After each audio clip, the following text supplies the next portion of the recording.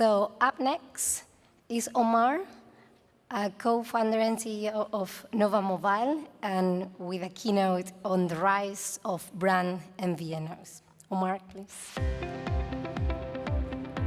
Thank you.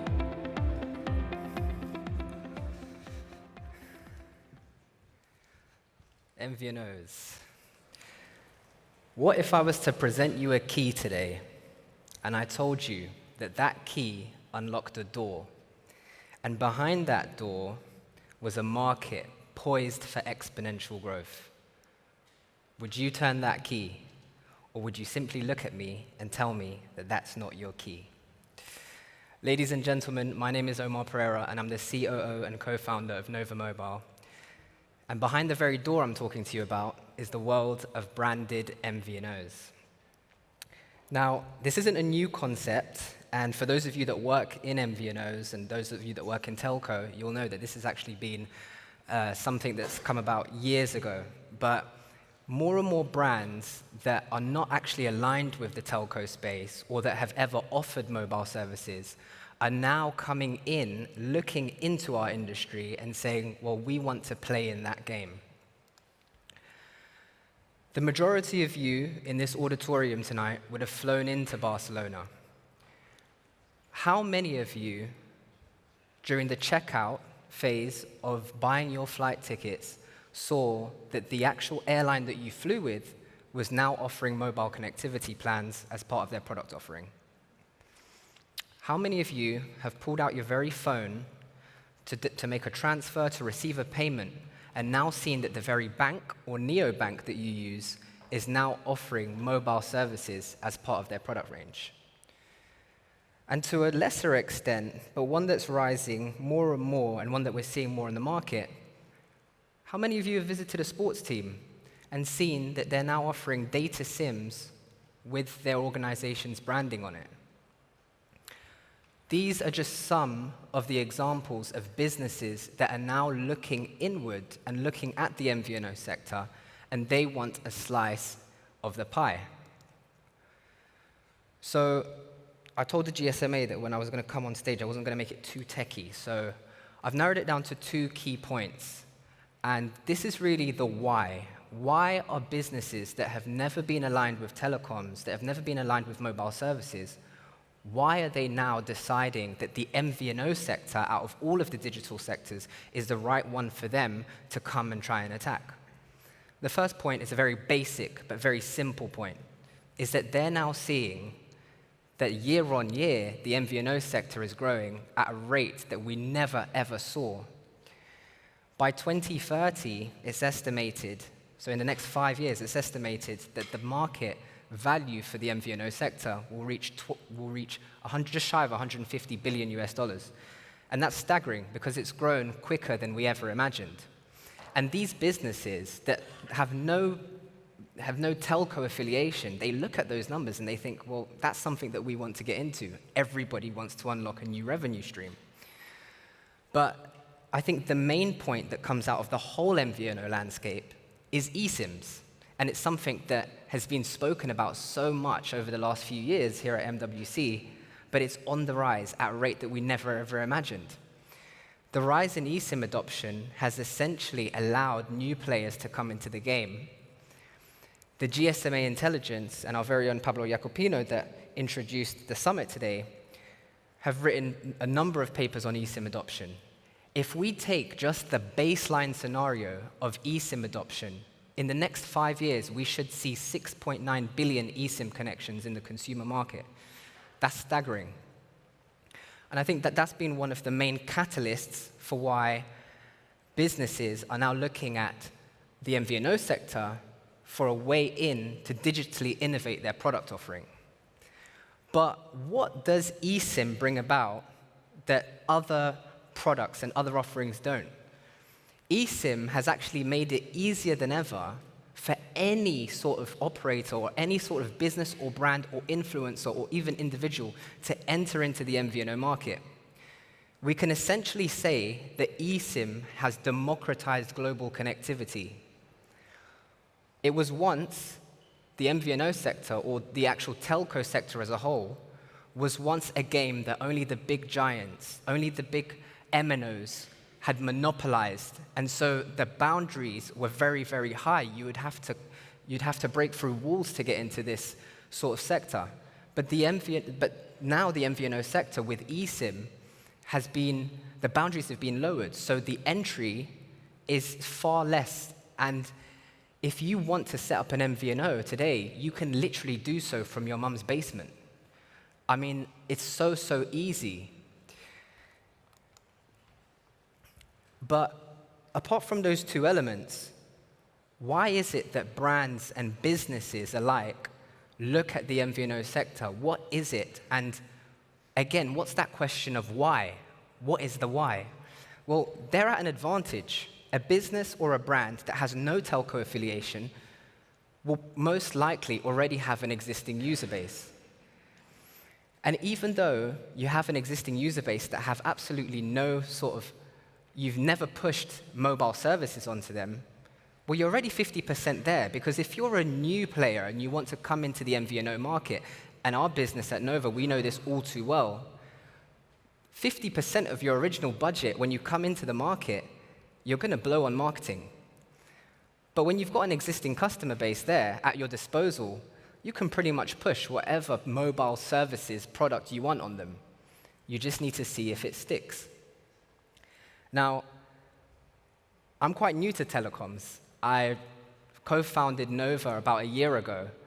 And it's interesting because before I worked in mobile services, I actually worked for an MNO in sales. So every time MWC was on, we got to watch it live where we were, whether it was in a store or whether it was back at HQ. I used to work for a big UK MNO.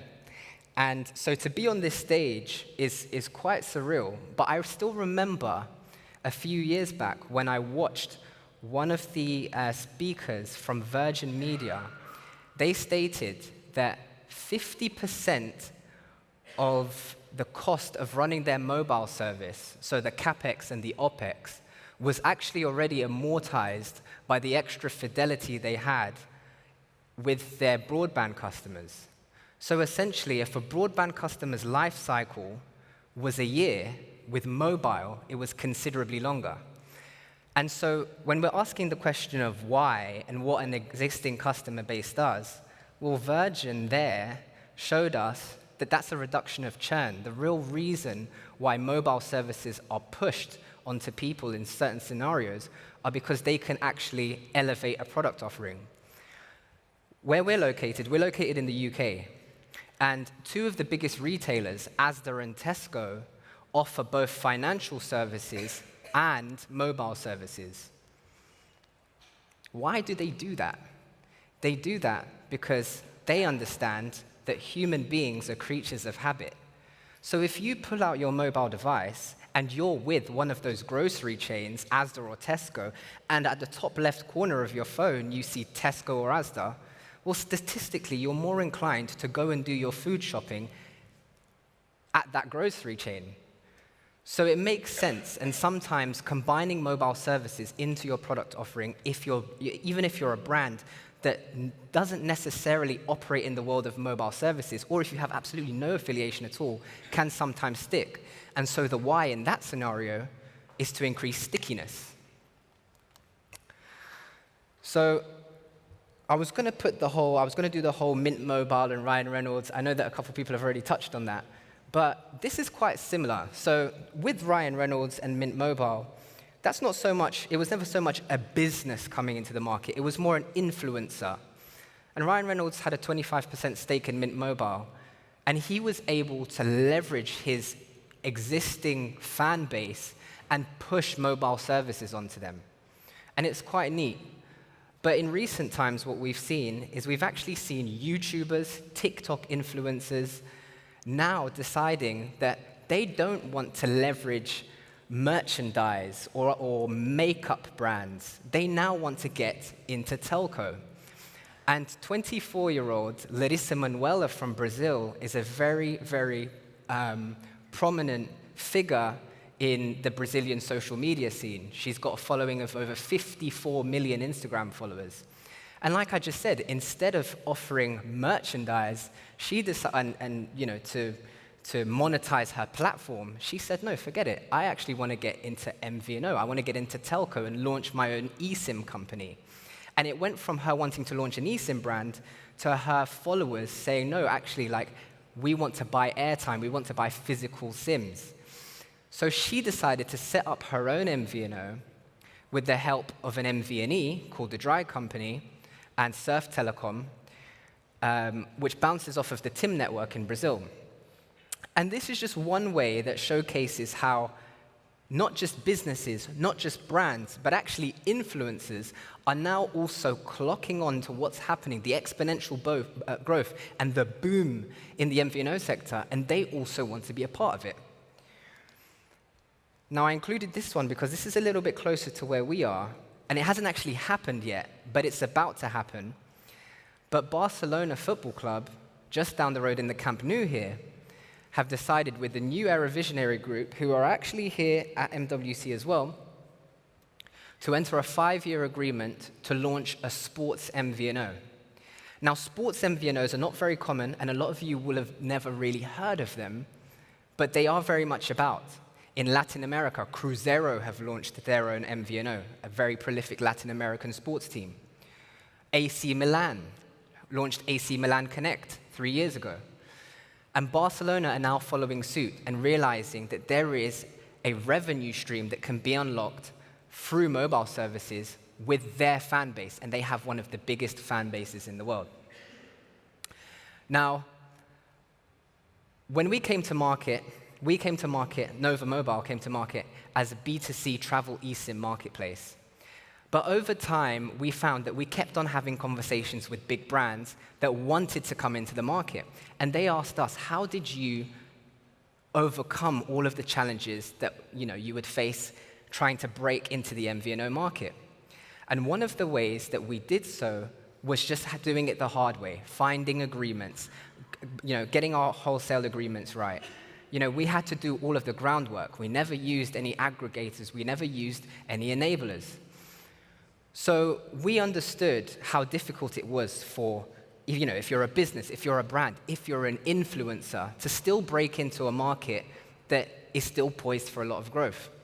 So I thought I'd use today's platform, since I am here at MWC, to announce for the first time a new product that we're offering at Nova that's going to launch towards the end of the year, and that's Orbit. And it's our telco out-of-the-box platform. Now, I know that there are already plenty of these out on the market, but this one is specifically aimed, and this product is specifically aimed to be able to facilitate brands that already have existing user bases to come into the market and have a whole plethora of different products at their disposal out of the box. I'm not going to list all of the features of it, but look out for it. We are very much here, and we've had to shift our focus from MVNO to MVNE. But like the world of telco, you have to adapt. So if any of you have any questions towards the end of this summit, please do get into contact with us, partnerships@novamobile.io, novamobile.io, and also now live, I think probably 10 minutes ago, orbit.novamobile.io. So thank you very much for your time, everybody. Appreciate it. Thank you, Omar.